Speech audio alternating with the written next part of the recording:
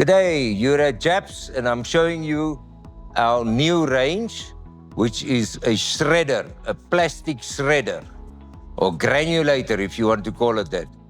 This is an industrial machine for plastic bottles, Coke bottles, any other bottles that you've got.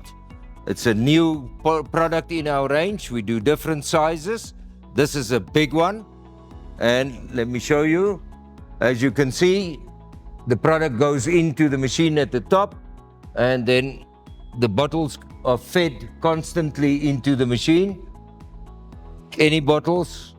And this is the product that comes out of the machine. It's a 6mm shredded particle.